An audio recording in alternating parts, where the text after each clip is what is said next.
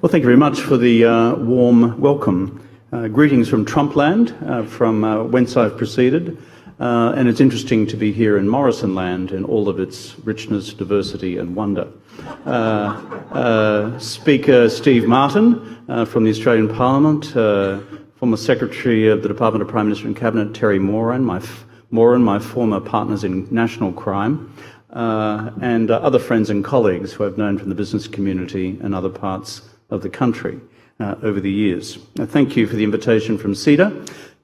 It's your 60th anniversary year, as I understand it. Well done. Having institutions which take the country's long-term trajectories seriously is important. We don't have many of them outside the halls of government. Those within the halls of government often are under duress, political or funding or policy constraints. What you do outside the halls of government is really important. And if I listen carefully to the discussion this morning and reflect assiduously on the great debates around the world today, our country's future, this country, once called the lucky country, what I now see as the complacent country, is not responding effectively to the three great global change drivers washing over us. One is in geopolitics and the emerging rift between China and the United States, which is ripping countries and polities apart way beyond these shores, but ours as well, as the bifurcation of the US-China relationship continues apace. The second is the great challenge of climate change as the world struggles to adapt and as the world struggles to act. And this will be the thrust of my remarks today. The third, touched on by Jenny Hewitt before, was the revolution in technology which is washing across the economies of the world, not just in all the domains and subdomains of artificial intelligence, but dividing the world effectively into those who are taking the commanding heights of innovation and commercialization, and those who will be the also-rans. And I fear where we end up in this deep transformation of what is called around the world the Fourth Industrial Revolution. So when institutions like CEDA take these challenges globally seriously, I say good on you, CEDA. It's important that we have considered, impartial voices on these, bringing the challenges squarely to bear on the body politic in this country. In 2007, I called climate change the greatest economic, environmental and moral challenge of our generation. I made no apology for it then. I make no apology for it today. It remains my position as of this moment. I did so because I knew that Australia, as one of the world's 20 largest emitters in the world, and the single highest per capita emitter of greenhouse gases in the world, had a responsibility to act, both our collective responsibility to protect the planet, but also our responsibility intergenerationally to our kids and to our grandkids. You ask why I use, therefore, the term moral challenge? That's it. If you're concerned about those who come after us, you are making a moral decision. If you're concerned only about you, yourself and I, you're making an amoral decision. That's why I use the term moral challenge. But beyond those considerations, I could also see how vulnerable our economy was to the impacts of climate change. I commissioned the Garnaut report back in 2007 when I was Leader of the Opposition. Garnaut found when he reported in 2008, and I quote, "Fire seasons will start earlier, end slightly later, and generally be more intense, and that this should generally become observable by 2020, unquote. We have seen this come to pass before our very eyes. It's not rocket science, it's not metaphysics, it's what we quaintly from the public policy community describe as science. Since then, the scientific case for action has become even stronger. According to the Intergovernmental Panel on Climate Change, in its latest assessment report of 2014, we face the threat of temperatures up to 4.8 degrees higher by 2100. Sea levels rising by just under a metre on average globally by 2100. And according to their special report of 2018, the IPCC said the future is even more frightening if we cannot stay within the more ambitious 1.5 degrees centigrade limit enshrined in the Paris Agreement, let alone the 2 degrees increase that we are currently on track to see. In fact, even more than that, its impact on biodiversity will be massive. These objective conclusions by the International Panel of Climate Change Scientists march in lockstep with what the CSIRO has said as our authoritative independent national scientific body in Australia as well. The CSIRO has clocked that so far we've already seen a 1 degree increase in temperatures over the last 90 years to 100 years, resulting in, according to CSIRO, extremely high monthly maximum temperatures, which are now 6 times more common than they used to be. Mid-year rainfall has declined by about 11% in southeastern Australia since the 1990s. In the southwest, rainfall is now down 20% since 1970. Droughts, according to the CSIRO, are expected to last up to 20% longer by 2090. They expect that sea level rises of almost 1 metre by 2090 and higher still if the Antarctic ice sheet collapses. These are not matters of opinion, these are matters of scientific conclusion, and therefore should form the basis for any policy discussion which we in this nation have on what to do in response nationally and critically internationally. These predictions in science all come with an economic cost. Indeed, according to Deloitte Access Economics, the total economic cost of natural disasters in the 10 years to 2016 averaged just under 19 billion per year. That's equivalent to 1.2% of GDP each and every year. Those of you who doubt these figures, speak to your major insurance firms and ask them what's happening with all categories of insurance associated with natural disasters. Not a question of opinion, a matter of economic and financial fact. These are not contestable data points, as many in this country seem to think that they are. That's just bullshit. Also, natural disasters don't just take lives, destroy homes and crush livelihoods, as we've seen this summer. They close ports, they sap insurance pools, they devastate food production, they undermine tourism and they smash government budgets. Yet despite all of this, we continue to live in the complacent country when it comes to concrete national and international action on climate change. Sometimes it's important to put this into a global perspective. As the latest UN emissions gap report has told us at the end of last year, even if every country now fully implements their current Paris targets for emissions reductions, we are still on track for a 3.2 degrees centigrade average warming by the end of this century. If everyone does what they committed to in Paris, we will still see temperatures by century's end 3 degrees centigrade warmer than they are now. This, to me, coming from the driest continent on Earth, commands action. And if every country did as little as Australia is doing at present, then global average temperatures will be measurably worse than what I've just referred. It is nonsense to claim, as many climate change denialists do in this country, that the rest of the world is not acting at all.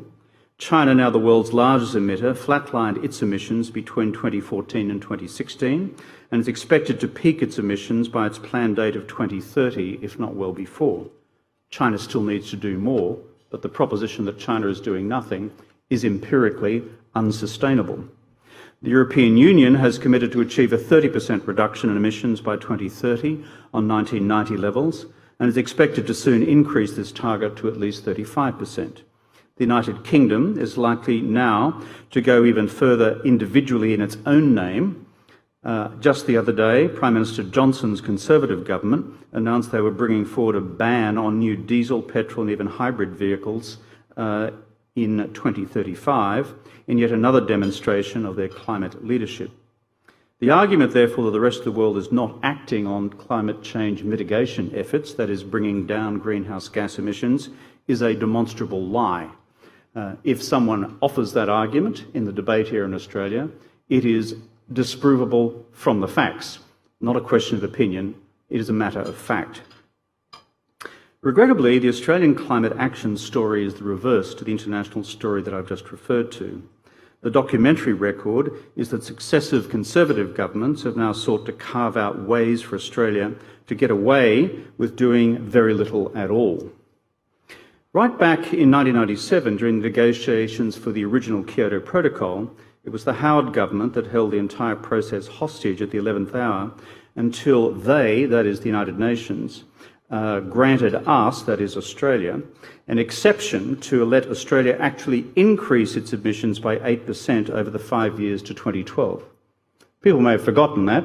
That was the original deal done by the then Conservative government and the United Nations Framework Convention on Climate Change for what is called the first Kyoto Commitment Period, which took effect between 2008 and 2012. We threatened effectively to collapse the conference unless they agreed to allow us to increase our emissions by 8% over that period of time. Howard also insisted on counting reduced land clearing towards this target, while knowing full well that land clearing had already been in steep decline in Australia since 1990. That is the year that the Howard government proposed as the baseline for calculating what we would do as far as the overall reduction in emissions was concerned. And then, to add insult to injury, the Howard government then refused to ratify Kyoto. I did this as my first act as Prime Minister in 2007.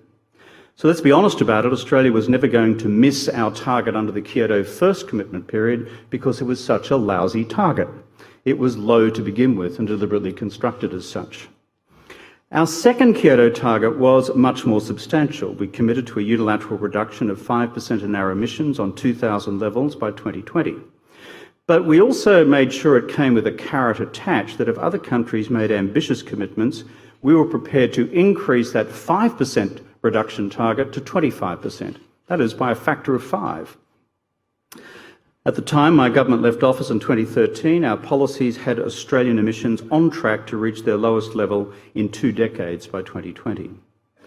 But under the Conservatives since then, Australian emissions have risen on average 1% a year every year.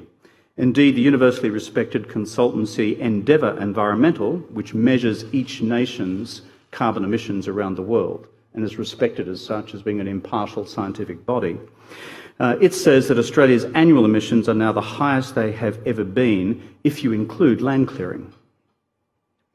The government recently put out some controversially optimistic figures showing that as a best case, emissions have risen in each of the last 3 years. That's their best case. But in the 4th year, they say, they reduce by what could be, frankly, not much more than a rounding error. Assuming you could sustain that trajectory, we'd ultimately reach net zero based on the current government's projections, not until the middle, not of this century, not of next century, but the following century. Other countries around the world are committing to net zero emissions by 2050. On current trajectories in Australia, we would reach this by 2250. Other words, just 200 years late. Again, this is not a matter of opinion, it's simply fact based on the current numbers if you draw the line. Mr Morrison may say that we will meet and beat our 20 target under the second Kyoto commitment period. The only reason is that it was an appallingly low target of 5% reductions by 2020 anyway, when measured against our 2000 levels to begin with. The Conservative government has never increased this 5% target despite the ambitious regime agreed to in the Paris Accord only 5 years ago, an outcome which, if we were still in government, would have triggered our governments to increase its carbon reduction target to a 25% cut. Instead, the Abbott government, sticking with a 5% only cut by 2020, it created one of the lowest bars in the world today, particularly when you consider the baseline that we are working off going back to Howard under the first Kyoto commitment period. But despite that very low bar, the current government is still struggling even to meet that. The Abbott government then went about low-barring Australia's emission reductions targets under the Paris commitment period covering 2020-2030. If you're confused by this schemata, it's like this. First Kyoto Commitment Period, 2008-2012. Second Kyoto Commitment Period, 2012-2020. Paris Commitment Period, starting this year, 2020 through to 2030. And that is how the international community globally works. You make commitments for each of these periods, they give you policy flexibility as to how you deliver it, and they then measure what's actually happening with your national emissions performance and then make a judgment as to whether you're on track or not. My overall argument to you here today is that on the first and the second and the third of these, frankly, the targets we have set for ourselves have been low bar to start with, and in the most recent ones we are still in grave difficulty of not realising those targets given the paucity of policy measures which have been embarked upon by the government. The final point I'd make in terms of the technical aspects of this presentation concern the use of so-called carbon credits. Who in the room has heard of the government's use of carbon credits in realising their overall carbon commitments? Again, this is somewhat esoteric, but let me just put it to you in these terms. It is an argument which says if we in the past have overachieved in Kyoto Period 1 and Kyoto Period 2 against the benchmarks we set, we get to store those credits over here and bank them against our future obligations in the Paris Commitment Period of 2020 to 2030.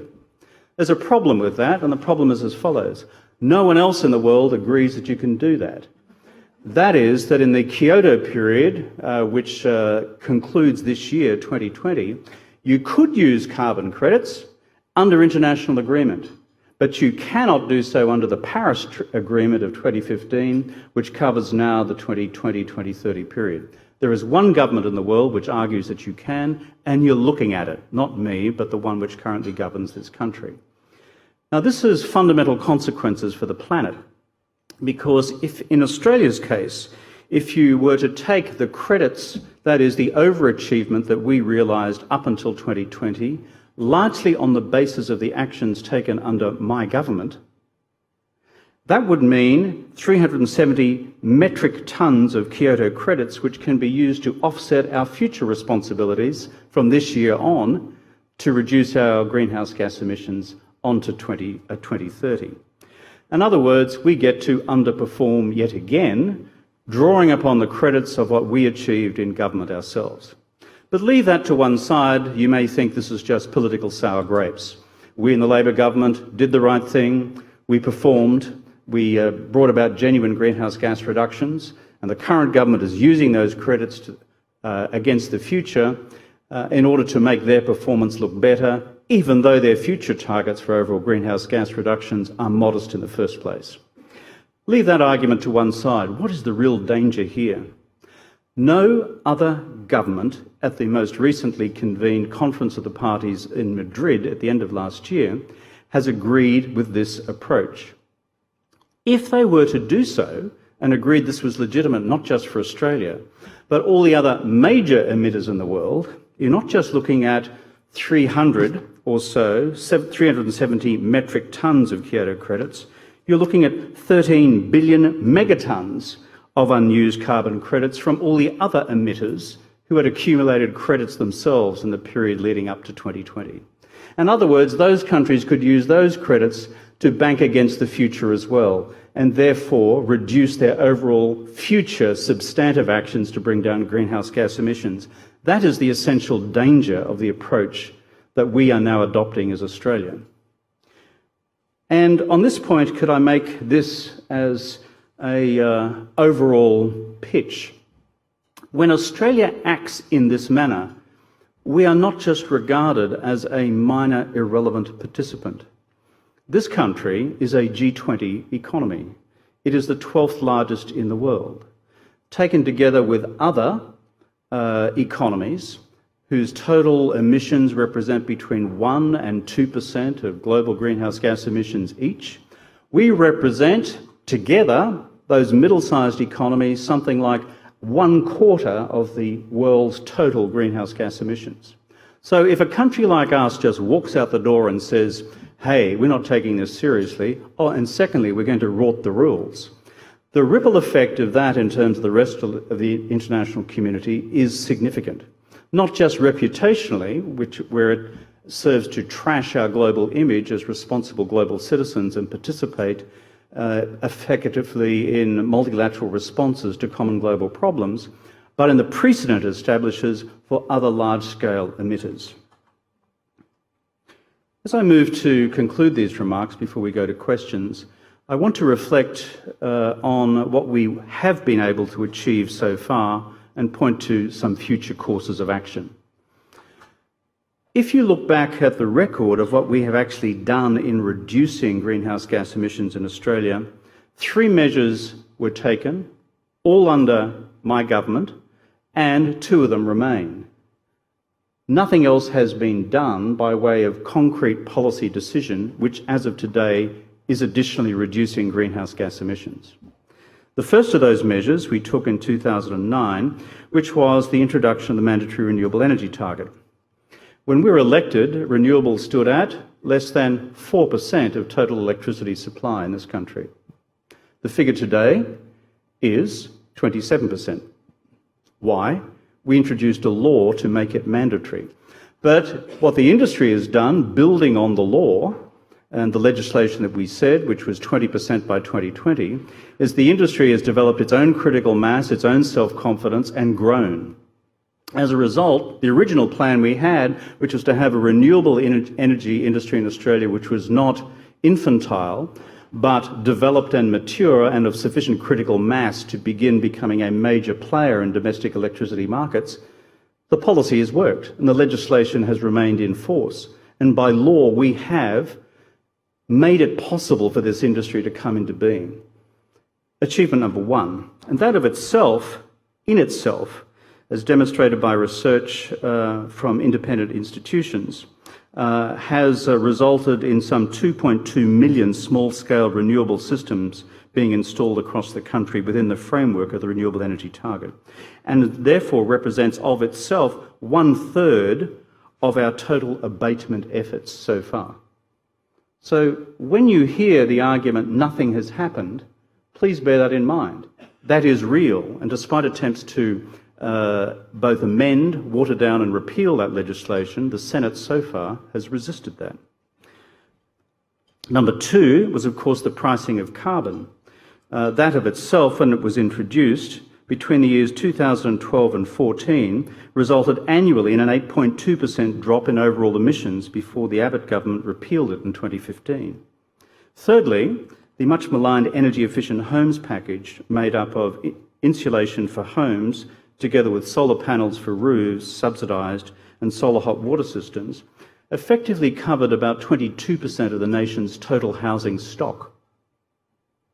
The consequence of that of itself has been to reduce total emissions of nearly 20 million tonnes of CO2 equivalent. 40% of all household energy in Australia is devoted to heating and cooling. That is why we did what we did. As you know, there were problems in the implementation of the program. There were 4 fatalities out of 1.3 million homes which were beneficiaries of this overall scheme, for which the shoddy operators who were operating as contractors were then held accountable under OH&S law. But taken together, these 3 sets of measures produced a 10% drop in our emissions in real terms over this period.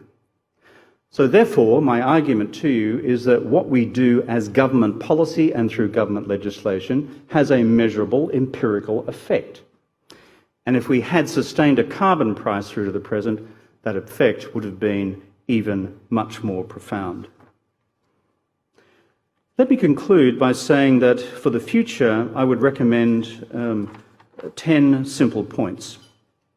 And that is, what should governments of the left and the right... You seem to be very excited up the front, sir. Sorry? You got a problem with what I'm saying? No problem. You seem to be very demonstrable in the front row. I'll take my first question from you. Number 1 is Australia must commit in legislation to net zero emissions by 2050, establishing a clear adaptation glide path over the next 30 years.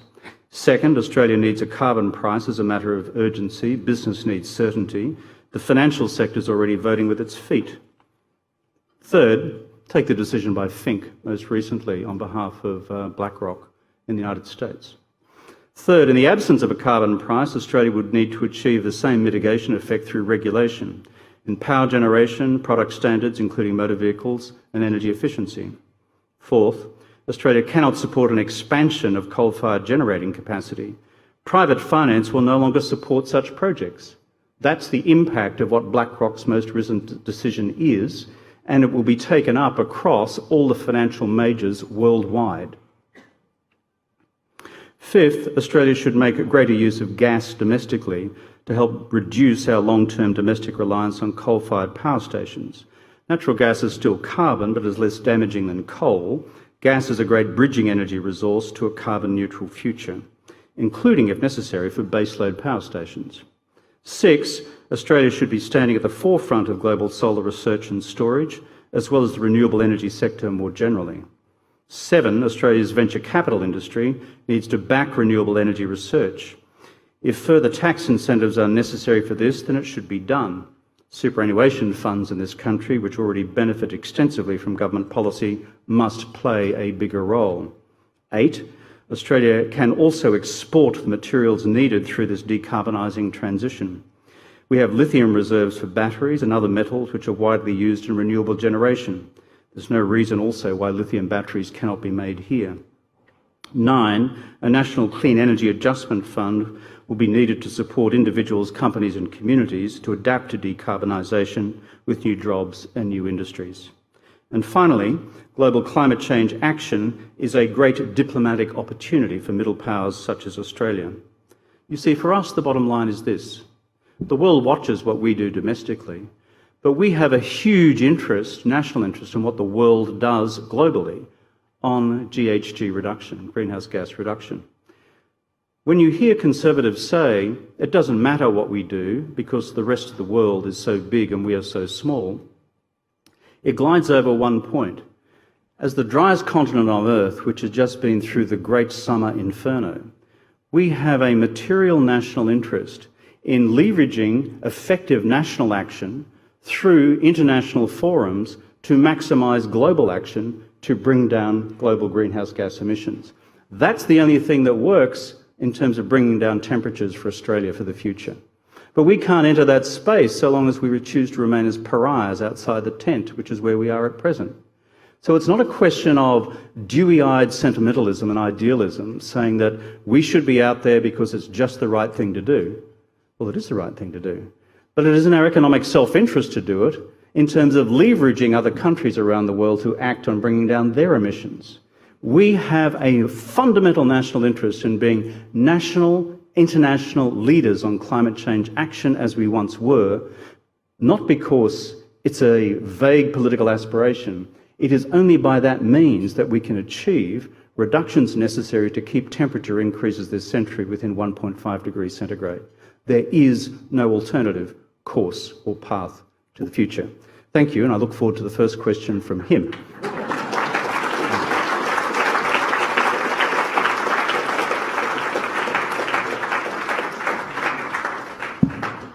Thank you very much, Mr. Rudd. That was an extremely enlightening speech, and I've taken 3 pages of notes here so we can ensure that the discussion is focused and accurate. Before we kick off the questions, can I just remind everyone, if you're going to ask a question from the floor, could you please tell us your name and your organisation and keep the question short? And if I don't stop you, Mr. Rudd will. Can I also remind you that we can use the pigeonhole technology, and when I stood up there were not yet any questions through. So with that, please, I think the first question is down here in the front row. Okay, thank you. Alan Clear from Insight Partners. If you put me on the spot, I would like to know the top 3 things that you would do. When you talked about your policy, you had 3 things. The 10 was, it's a long laundry list. If we're going to do things, we need to concentrate on the things that have maximum impact. So out of your list of 10, what are the top 3?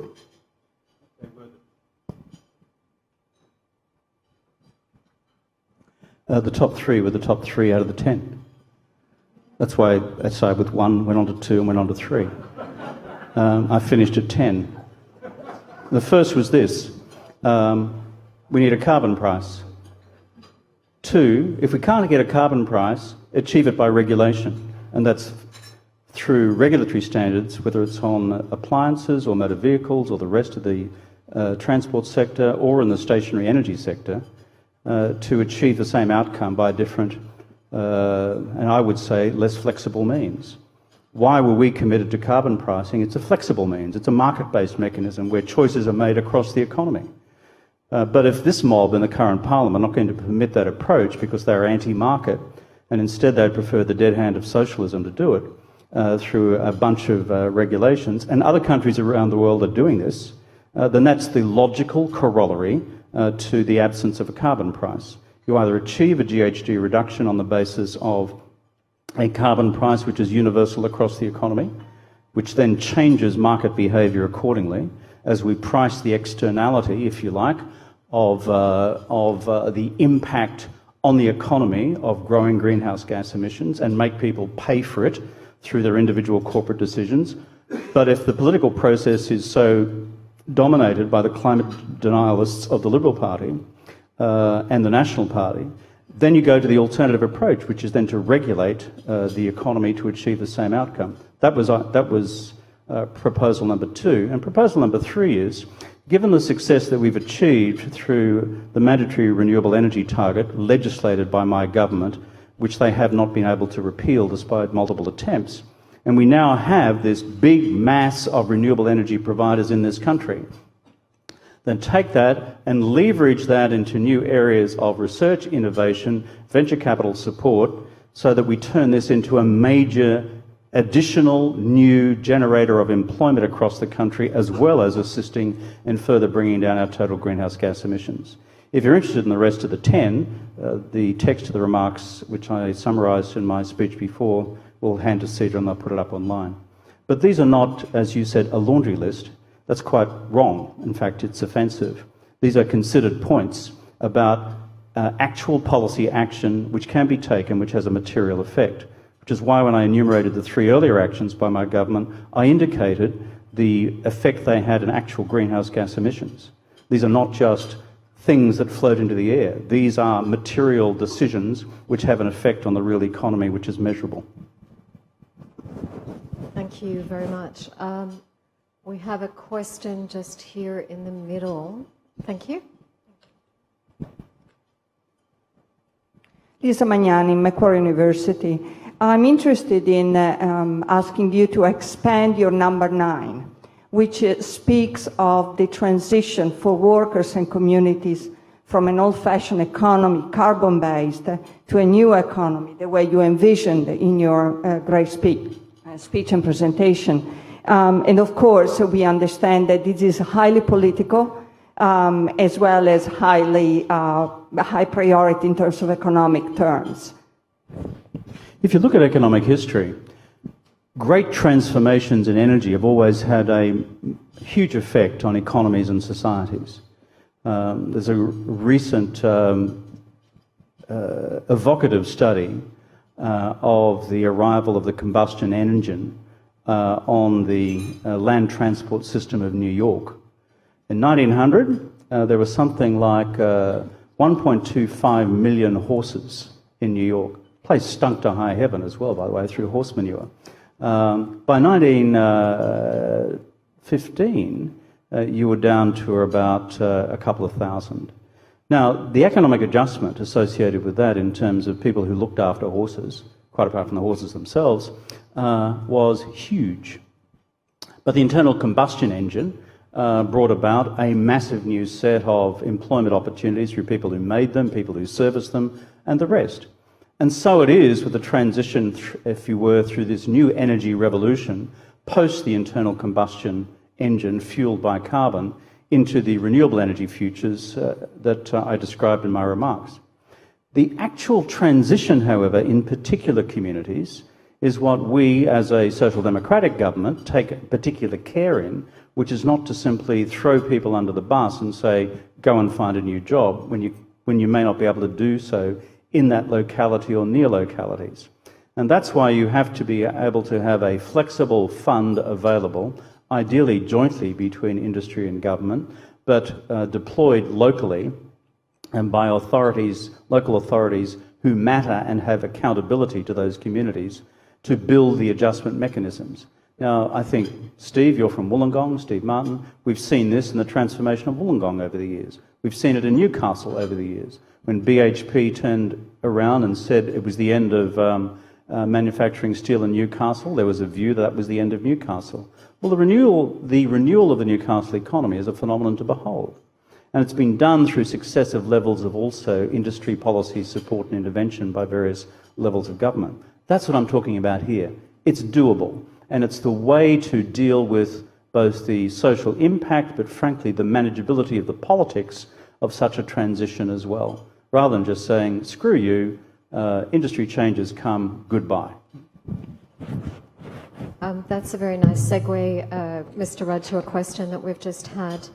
That's a great vision for how we respond from a structural adjustment perspective and create new jobs and actually reach into that fiscal policy bucket to do something different.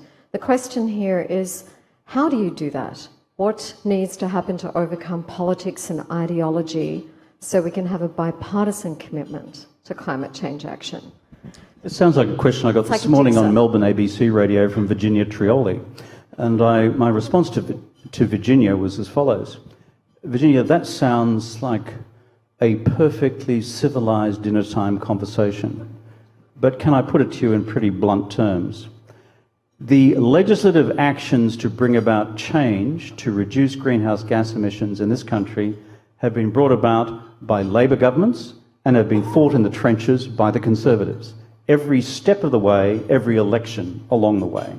Usually with the great national echo chamber, otherwise called the Murdoch newspapers. Now, so when we therefore talk about bipartisanship, a very polite term, we can all have an Edwardian tea party and wish that it would be better. We can have a seminar afterwards and hope that reasonableness prevails so that no one gets upset. This is a hardline political fight between those of us on the centre-left who kind of got the project about 15 years ago, finally understood the science and decided this is big, we've got to do something about it. And we have fought every election on this question since then and been opposed by the Conservatives. I would have thought that after the great Australian inferno over the summer, that even Scotty from marketing would get the message that this is no longer a sustainable proposition, that something fundamental is hitting the economy amidships. When I run into families who evacuated their kids from schools here and who were staying over the summer after the end of the term because of fires in and around Sydney, that begins to have a reputational effect. Tourism numbers affected by fires, the real economy being affected by fires, quite apart from the property losses and the destruction. So, the essential question is this: what does the Liberal Party, aided by their progressive comrades in the National Party, now do on this question? And I do not know the answer to that. Some of you may be members of the Liberal Party. I don't know. But I would think in terms of political survival that there must be a force for change. The breakout in the last week by the Trent Zimmermans of this world, by the Melbourne equivalents, by those who have inner city seats in Brisbane for the Liberal Party, about the need for a redirection of course on climate, is the beginning of the indication of some change. And so too is the fight back within the Conservative parties as well, and again reinforced by the echo chamber of Murdoch, which has been a consistent campaigner against climate change action for about the last 10 to 15 years. So if that happens, then we're starting to cook with gas, so to speak. If it doesn't happen, then we're going to have another ugly, knock 'em down, drag 'em out fight at the next election on a future course of action on domestic carbon mitigation and appropriate parallel international action. And I just wish the country would get over it. We'd be 10 years into carbon transition by now had the Green Party not allied with the Liberals to kill carbon pricing through the ETS back in 2009. We'd be 10 years down the track. We wouldn't have been having this discussion. Everyone just be kind of adjusting accordingly. Why did we do it back then? Because I knew when I announced that policy and went down to explain it in the guts of an open-cut coal mine in Queensland at the time, that it would hurt people. But it was far better we had a decade plus to begin to transition out of this, rather than an investment decision in New York where they deny finance to a project, killing these things stone dead. What will be the adjustment then? Thank you very much, Mr. Rudd. This is beginning to feel like question time. So those of you who have Dixes, if you could hold them. I have two questions down here in the front. Meriden, over there on the right, thank you. Meriden Varel, KPMG. Thank you. I'm Meriden Varel from KPMG. Hi. Thank you very much, Mr. Rudd, for that very insightful speech. You concentrated on climate change, but you did mention at the outset there were a couple of other very important international contextual issues that impacted Australia's ability to economically develop. And I wondered if you could ever so quickly talk to us a little bit about that divide between China and the US and also that tech revolution and the combination of those two things as well and how that might impact Australia's development. Thank you. Meriden, sorry, not surprisingly, I had that question.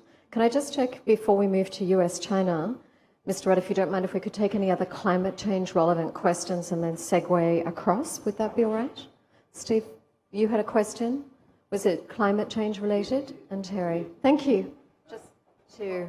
Prime Minister, how is it that we can convince Speaker. the election...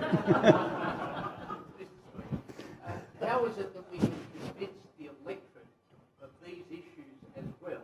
If the 2019 election was supposed to be a climate change election, it didn't turn out that way for the progressive side of politics who were arguing for the change. Good, okay. Are there any other climate questions? We could take them in a lump.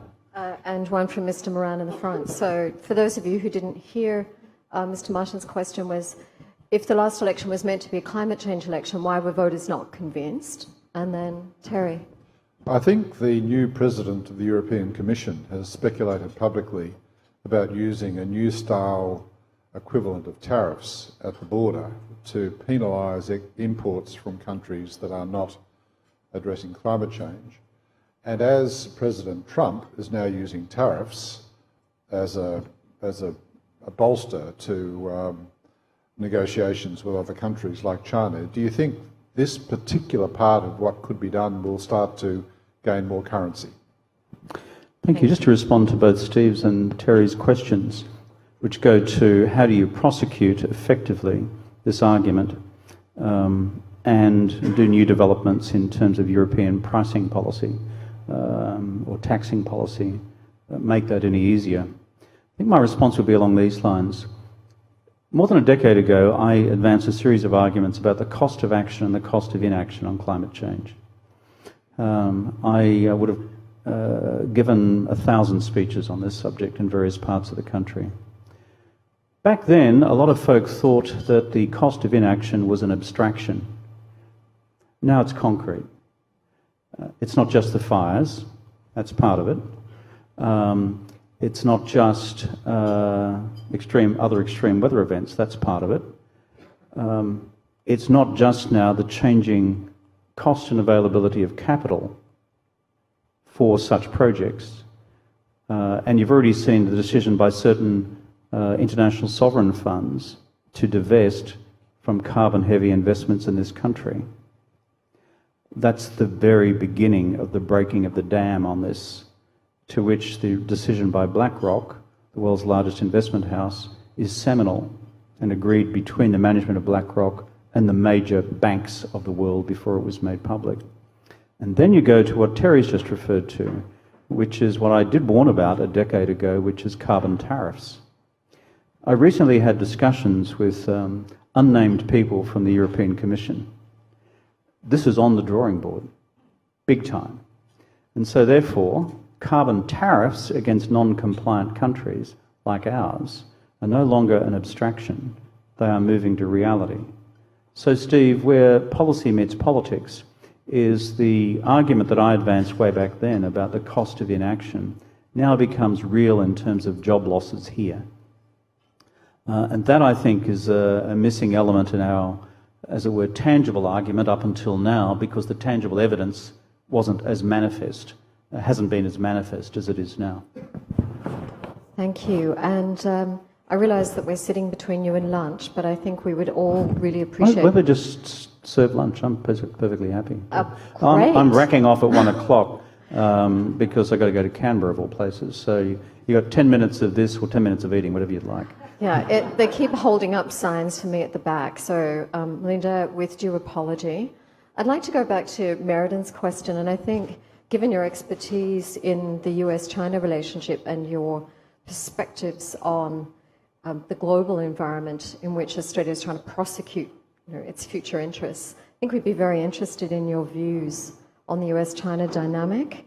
And I think, Merredin, you particularly focused on what are the implications there for the digital divide and for Australia?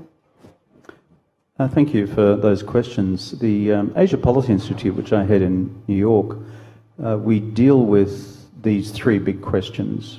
And they're not just global questions, they're also Asia-specific questions. US-China, climate, tech, and they all interconnect. On US-China, the truth is, since the end of 2017, in a seminal statement by the United States government, formally redefining China as a strategic competitor and no longer pursuing a policy of strategic engagement with Beijing, the game has shifted. The trade war is but one manifestation of that, as is the current temporary trade ceasefire that we've seen through the Phase 1 agreement, the signing ceremony of which I participated in as one of the observers a few weeks ago in Washington.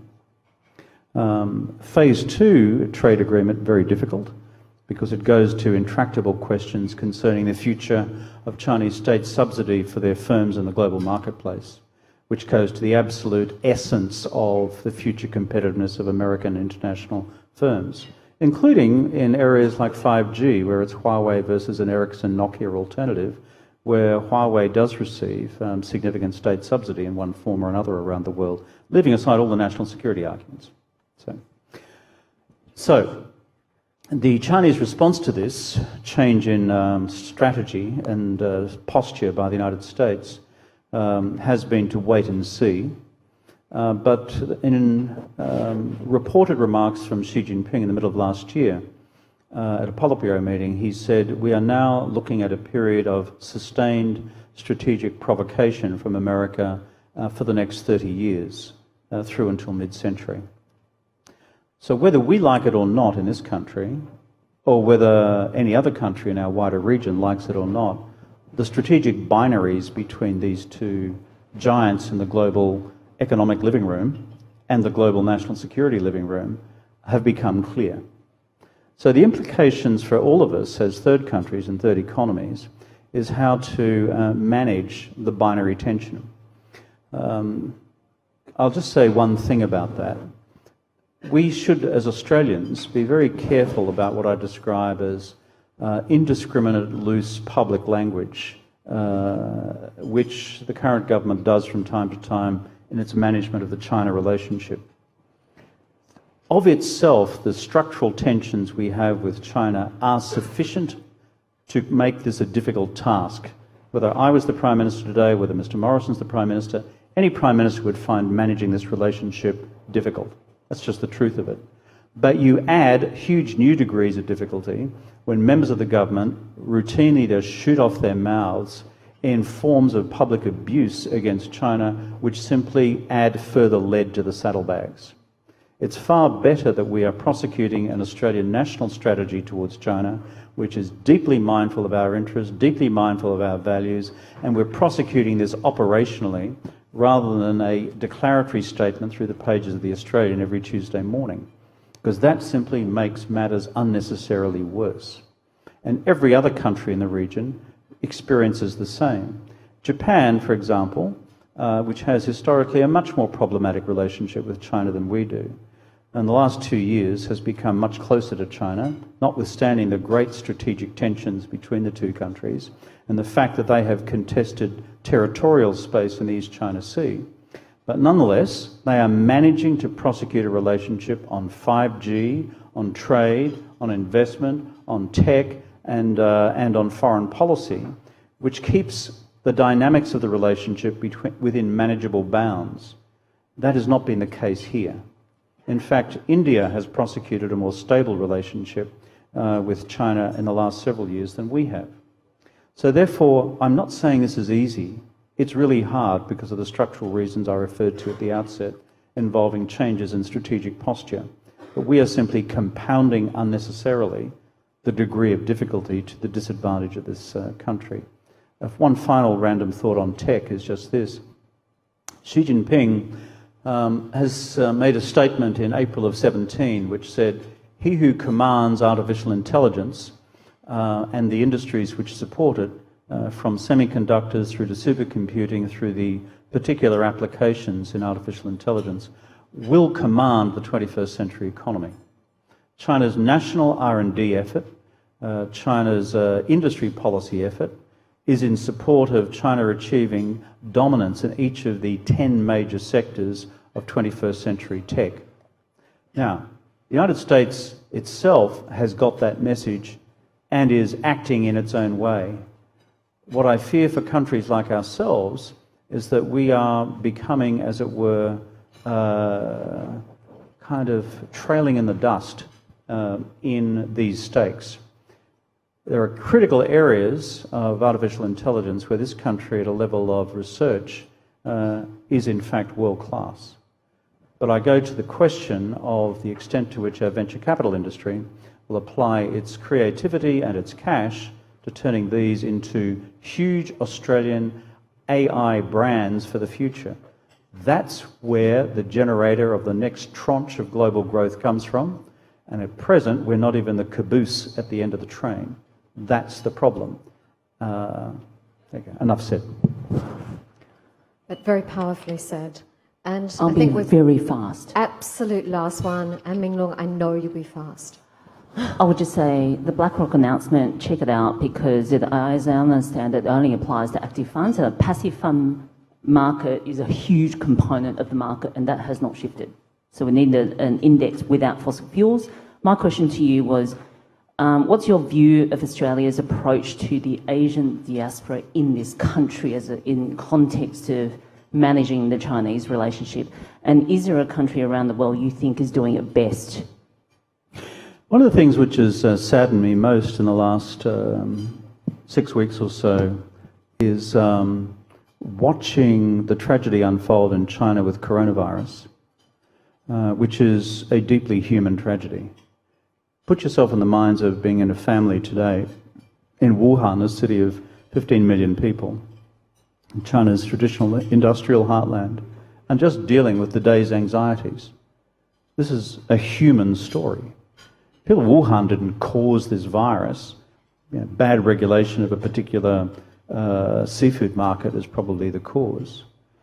Yet the terror that people are living through is palpable, it's physical, it's personal. What I've found disappointing around the world and alarming is the simple lack of human compassion in political communications from governments around the world understanding the human dimensions of this. It's kind of a reason why I jump into social media through Chinese Weibo on a regular basis. Chinese Weibo is like Twitter, because I speak Chinese and I write Chinese. Just sending out simple messages like, "We're with you," because people feel very alone. I asked my office the other day to check what statements Prime Minister Morrison had made of solidarity with the Chinese people since this whole thing erupted. He thanked the Chinese for helping get our folks out of Wuhan, but I stand to be correct on this, I just haven't seen an expression of basic humanity to a frightening pestilence. Across the world, there has been, unfortunately, a similar indifference on the part of many Western countries towards China's condition in these circumstances. However, I've noticed very carefully the Chinese government from time to time has expressed their genuine thanks to the expressions of solidarity from Japan towards their condition. Now, if any two countries in the world have reasons to hate each other, it's China and Japan, given, let's call it a colourful history, going back at least 500 years to Hideyoshi-san. But you know something? In moments of crisis, think about your own lives. When you feel really alone, you do look around to see if you have any friends. I've got to say, international politics ain't much different to that. So people look for friends, and I think we could be doing a lot better on that, particularly when so many, as in your previous session you indicated, so many Chinese families entrust their kids to us to attend our schools and universities, hundreds of thousands of them over the years. More of them come here to study than any other country in the world apart from the United States. So I would think it's either just basic morality or enlightened self-interest which would cause us to be more humane, more sensitive, more engaging and understanding of what is a human tragedy. Thank you for your time. Thank you.